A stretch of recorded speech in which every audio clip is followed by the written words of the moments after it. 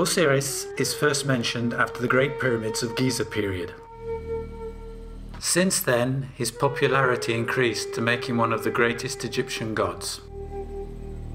I'm going to tell you the myth of Osiris, the founding myth of Egyptian royalty.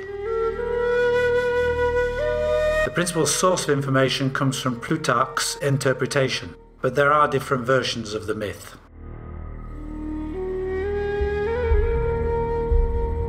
Beginning at the beginning with the appearance of the creator Atum.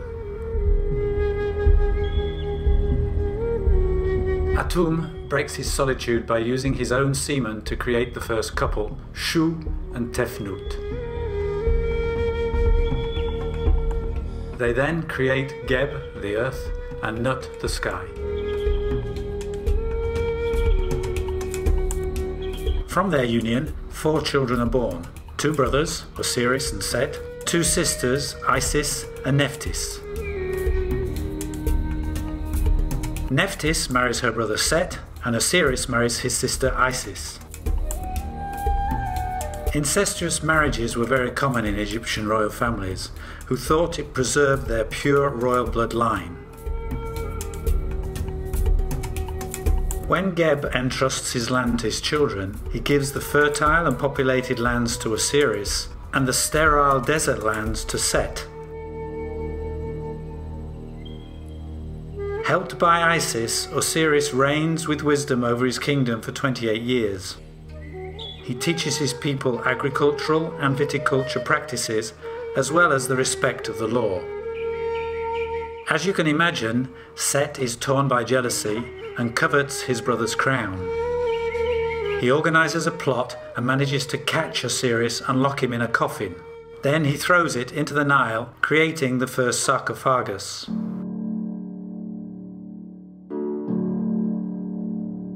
Set takes power. He becomes an ambiguous and dangerous god. Isis, transformed as a black kite, departs to find her husband.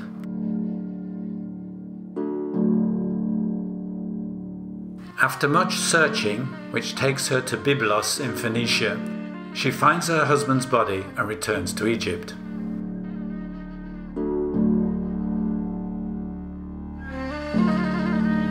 She takes refuge in the swamps of the delta and thinks she is safe from Set's malice. But one night, when Set is hunting, he discovers the coffin and cuts Osiris's body into 14 pieces and throws them into the Nile.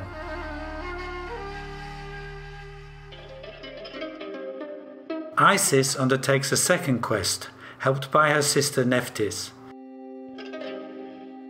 She manages to find 13 body parts, but cannot find Osiris's phallus, swallowed by an elephant fish.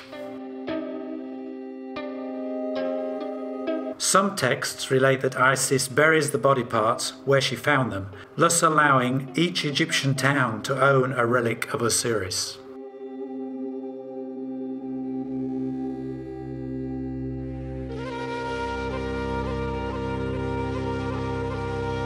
With the help of Anubis, fruit of a double adultery of Osiris and Nephthys, the 2 sisters successfully rebuild the body of the martyred god.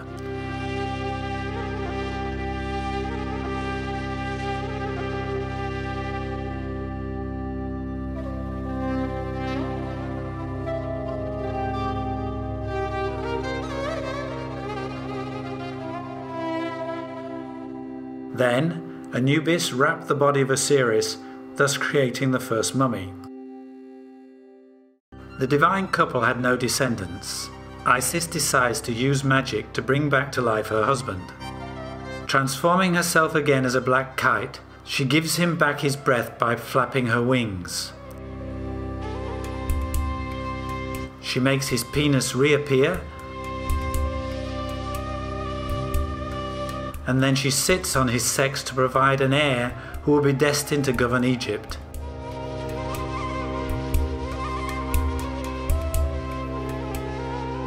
This is how Horus, the god-child, appear on earth and in the sky. Osiris became the god of the dead. He oversees the tribunal which, after weighing his soul, statutes on the fate of the deceased, deciding his eternal life or his definitive destruction.